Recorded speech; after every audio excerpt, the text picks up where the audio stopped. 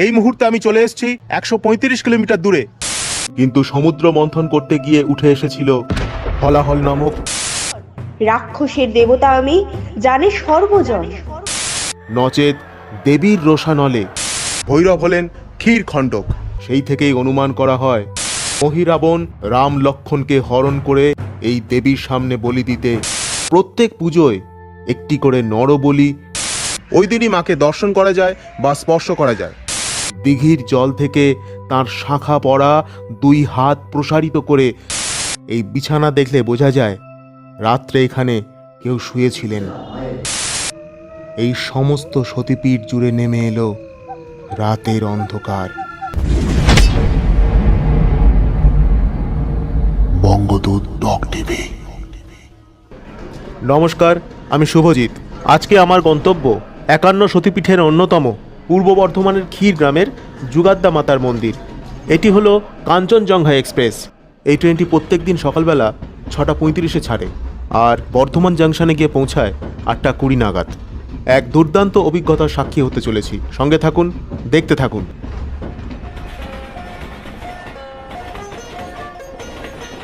Train পথে শিয়ালদহ থেকে বর্ধমানের দূরত্ব প্রায় 102 কিলোমিটার। মাঝে পড়ে 38টি স্টেশন।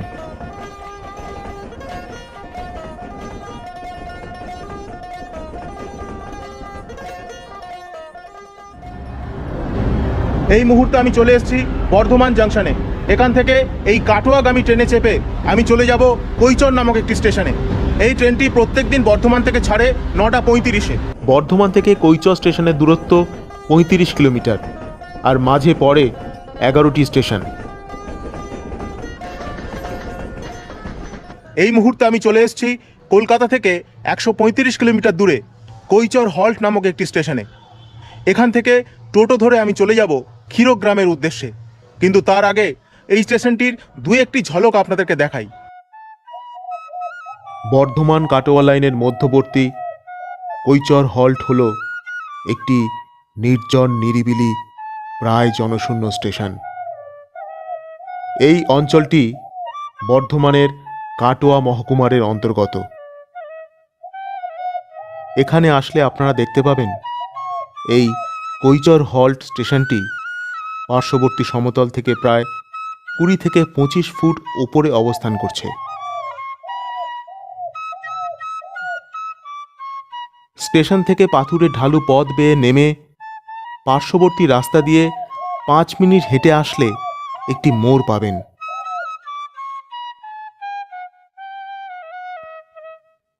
এই মোড় থেকেই ক্ষীরগ্রামে যাওয়ার টোটো পাওয়া যায়। দূরত্ব 4 কিলোমিটার আর ভাড়া 20 টাকা। বর্ধমানকে বলা হয় পশ্চিমবঙ্গের ধানের গোলা। বিশেষ করে এই অঘ্রাণ পৌষ মাসে ধান কাটার সময় আসলে দেখা যায় মাঠে মাঠে চাষিদের সারা দিনটাই যেন কেটে যায়। সাথে চাষিদের মাঠের ফসল ঘরে তোলার চাপা আনন্দ। যদি তা চাক্ষুষ করতে চান তাহলে এই মৌসুমে আপনাকে এখানে আসতেই হবে। এই মুহূর্তে আমি দাঁড়িয়ে রয়েছি ইতিহাস প্রসিদ্ধ প্রাচীন জনপদ ক্ষীরগ্রামের মাটিতে। এই ক্ষীরগ্রাম নামটির সাথে জড়িয়ে রয়েছে একটি প্রাচীন পৌরাণিক কাহিনী। দেবতারা চেয়েছিলেন অমরত্ব লাভ করতে, তাই ব্রহ্মার পরামর্শে দেবতারা ক্ষীরোদ সাগরে অবস্থিত মন্দর পর্বত মন্থন করে অমৃত লাভের পরিকল্পনা করেন। কিন্তু সমুদ্র মন্থন করতে গিয়ে উঠে এসেছিল হলাহল নামক এক ভয়ানক বিষ, যে বিষের প্রভাবে সমস্ত সৃষ্টি ধ্বংস হয়ে যেতে বসল। তখন মহাদেব শিব সেই বিষ পান করে সৃষ্টিকে রক্ষা করলেন, কিন্তু সেই বিষের তীব্রতায় শিবের কণ্ঠ নীল হয়ে যায়, তাই তার নাম হয় নীলকণ্ঠ। এরপর যখন সেই তীব্র বিষের জ্বালায় শিবের কণ্ঠসহ সমস্ত শরীর জ্বলতে শুরু করল, তখন তারারূপী দেবী মাতৃবেশে শিবকে নিজ স্তন্য দুগ্ধ দান করে বিষের জ্বালা থেকে মুক্তি দেন। আমরা জানি দুধের আরেক নাম ক্ষীর, বিষের জ্বালা থেকে মুক্ত নীলকণ্ঠ দেবীর দুগ্ধ পান করে হন ক্ষীরকণ্ঠ। আর এখানে অধিষ্ঠিত দেবীর ভৈরব ক্ষীরখণ্ডক নামে পরিচিত। সেই থেকেই অনুমান করা হয় এই প্রাচীন জনপদ ক্ষীরগ্রাম নামে প্রসিদ্ধি লাভ করেছে।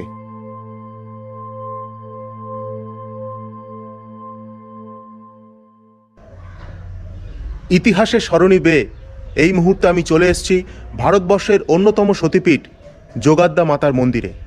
এখানে দেবী যোগাদ্দা বা যুগাদ্দা নামে পরিচিত। ভৈরব হলেন ক্ষীরখণ্ডক। এর ইতিহাস জানতে হলে আমাদেরকে পাড়ি দিতে হবে সেই ত্রেতা যুগে। তখন লঙ্কায় চলছে ভয়ঙ্কর রাম রাবণের যুদ্ধ। কীর্তিবাসী রামায়ণ অনুযায়ী রাবণের ছেলে মহিরাবণের আরাধ্য দেবী ভদ্রকালী তথা এই যোগাদ্দা মাতা থাকতেন পাতালে। আর নররক্ত পিপাসু এই দেবীর সামনে দেয়া হতো নরবলি।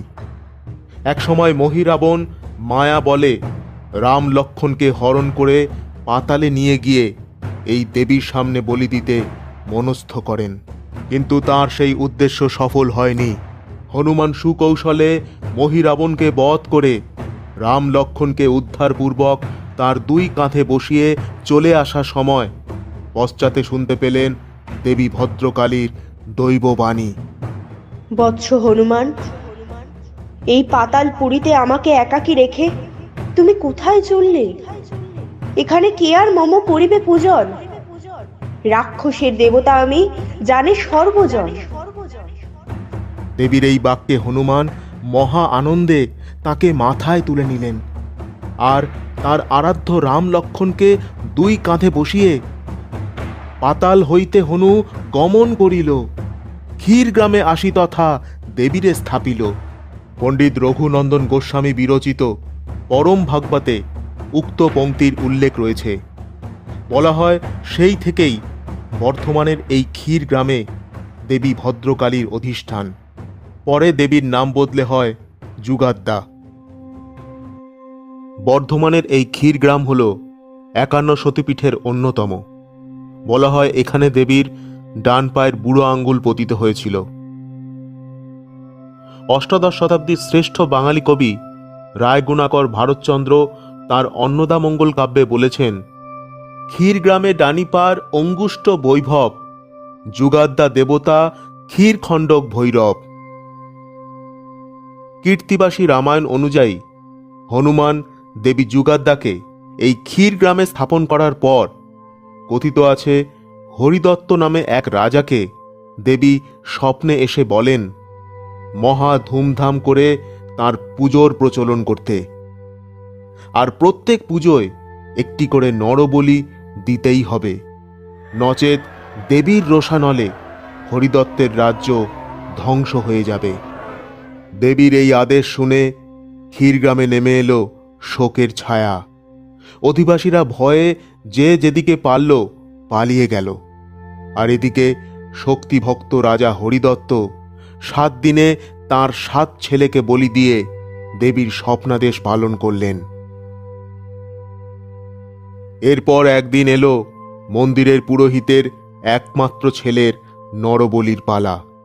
ফলস্বরূপ পূজারী ব্রাহ্মণ সপরিবারে ছেলেকে নিয়ে পালানোর সময় পথমধ্যে দেবী যুগাদ্দা এক ব্রাহ্মণ কন্যার বেশে পুরোহিতকে আশ্বাস দিয়ে বললেন, ব্রাহ্মণ, তুমি নিজ গৃহে ফিরে যাও। আমি আজ রাত্রিতে রাজাকে প্রত্যাদেশ করিব যে কল্ল হইতে নরবলি রহিত হইবে। দেবীর আশ্বাসে সেই ব্রাহ্মণ পুরোহিত বাড়ি ফিরে এলেন। আর ঠিক তার পরদিনই রাজা দেবীর প্রত্যাদেশ মতো নরবলি তুলে দিলেন। সেই থেকেই ক্ষীরগ্রামে নরবলির পরিবর্তে চালু হল মহিষ বলি, আর দেবী হয়ে উঠলেন মহিষমর্দিনী। পরবর্তীকালে কোনোভাবে সেই প্রাচীন যুগাদ্দার মূর্তিটি হারিয়ে গেলে বর্ধমানের মহারাজ কীর্তিচন্দ্র তৎকালীন দাঁইহাটের বিখ্যাত শিল্পী নবীনচন্দ্র ভাস্করকে পুরাতন মূর্তির অনুরূপ একটি মূর্তি নির্মাণের আদেশ দেন। আর সেই মতো তৈরি হল দশভুজা মহিষ মর্দিনীর মূর্তি। নতুন তৈরি হওয়া মূর্তিটি পিছনের ওই মন্দির গর্ভের জলে সারা বছর ডোবানো থাকে।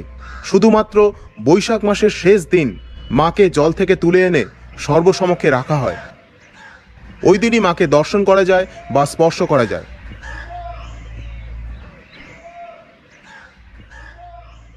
সে সময় এখানে বসে বিরাট বড় একটি মেলা, যে মেলা চলে জ্যৈষ্ঠ মাসের 4 তারিখ পর্যন্ত।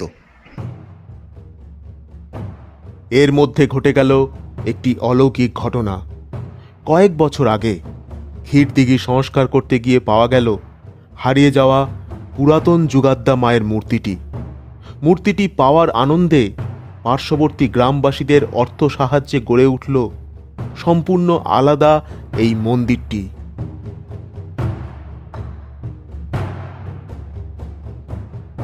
আর মন্দির লাগোয়া এই ক্ষীরদিঘির জলে দেবীর বাস সারা বছর।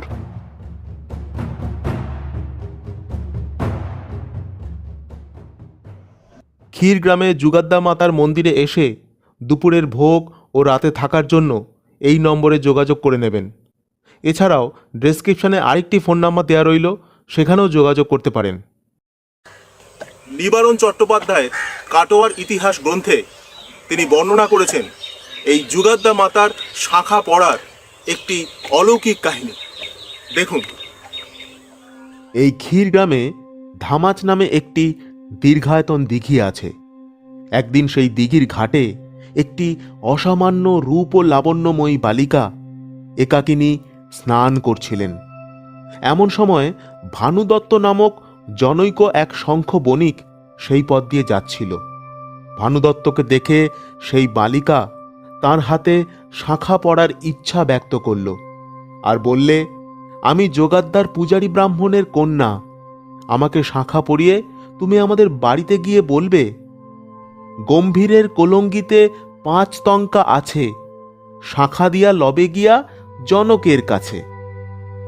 এরপর শাখারি নিঃশঙ্ক মনে শঙ্খেশ্বরীকে শাখা পরিয়ে গ্রামে গিয়ে পূজারী ব্রাহ্মণকে বললেন, ঠাকুর, তোমার কন্যা ধামাচের ঘাটে আমার নিকট শাখা পড়ে গম্ভীরের কোলঙ্গিতে যে 5 টাকা আছে তাহা আমাকে নিতে বললে।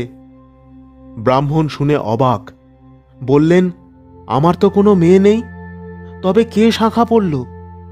তারপর টাকার খোঁজে কোলঙ্গি সন্ধানে গিয়ে দেখল সত্যি সেখানে 5 টাকা রয়েছে। ব্রাহ্মণ তখন বুঝতে পারল ওই কন্যা আসলে আর কেউ নয়, স্বয়ং কন্যারূপিণী যোগমায়া যোগাদ্দা।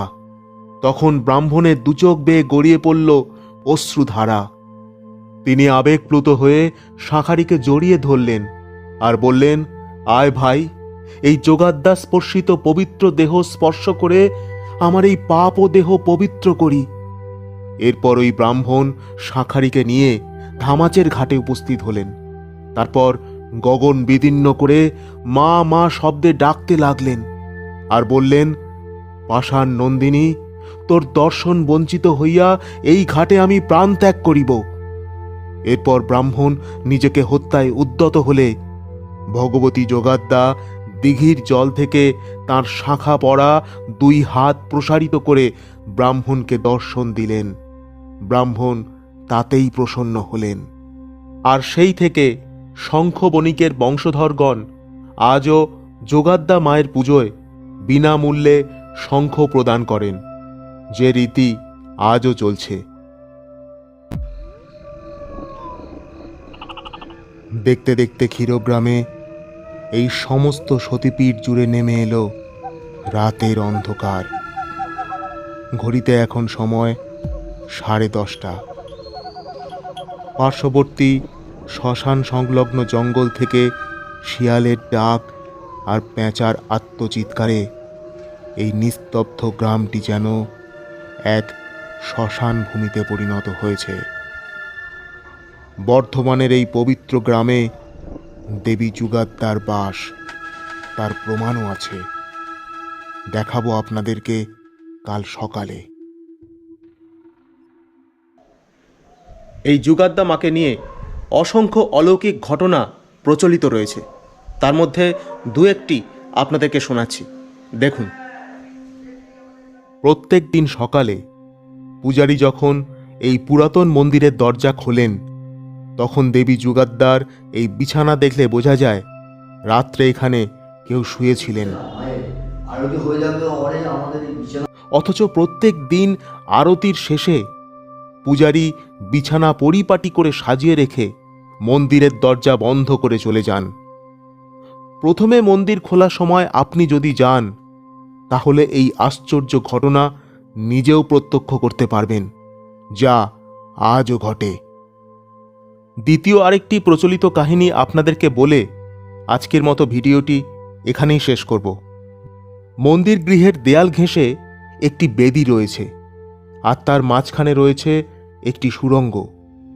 জানা গিয়েছে আগে এই সুড়ঙ্গের মুখটি অনেক বড় ছিল, আর সাধকেরা এখানে সাধনা করতে এসে সুড়ঙ্গ পথে ঝাঁপ দিয়ে পরম মুক্তির আশায় প্রাণ বিসর্জন দিতেন। তাই বারংবার ঘটে যাওয়া এই দুর্ঘটনা রোধ করতে রাজার নির্দেশে এই সুড়ঙ্গের মুখটি ছোট করে দেওয়া হয়। 1965-66 খ্রিস্টাব্দে এই সুড়ঙ্গের গভীরতা মাপার চেষ্টা করা হয়েছিল। তাতে বোঝা যায় এই সুড়ঙ্গ অত্যন্ত গভীর ও নিচে আঁকাবাঁকা পথে প্রবাহিত হয়েছে। বলা হয় এই সুড়ঙ্গের ভেতরে একই সাথে বাস করে একটি গোখরো সাপ আর একটি ব্যাঙ। অনেকেই দেখেছেন বহুবার, দুজনকেই রক্তবর্ণ সিঁদুর মাখা অবস্থায়।